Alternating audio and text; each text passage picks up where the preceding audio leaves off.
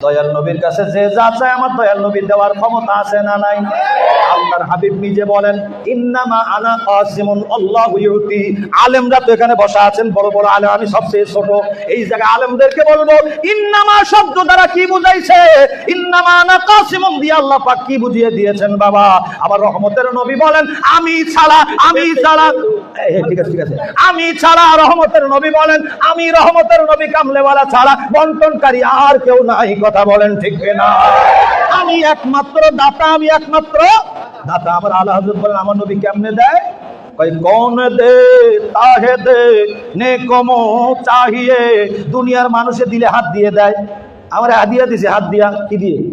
হাত দিয়ে। আমার দয়াল নবী দেন জবান দিয়ে, মুখ দিয়ে। সুবহানাল্লাহ।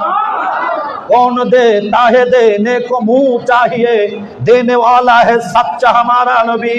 আমার রহমতের নবীর মতো দেনে ওয়ালা আর কেউ নাই, ঠিক না? আমার নবীর সামনে আমার নবী মেম্বারে বসে বললেন, সালুনি, কে কি চাচ্ছ বলো? উক্কাশা বিন মাহসান নামে এক সাহাবী এসে বলে, ইয়া রাসূলুল্লাহ, আমি জান্নাত চাই। আমার নবী বলেন, উক্কাশা বিন মাহসান ফিল জান্নাহ। আমার দয়াল নবী সাথে সাথে তাকে জান্নাত দিয়ে দিলেন। সুবহানাল্লাহ। কারণ আমার দয়াল নবী আটখানা বেহেশতের নির্ভেজাল মালিক। জোরে বলেন ঠিক কিনা?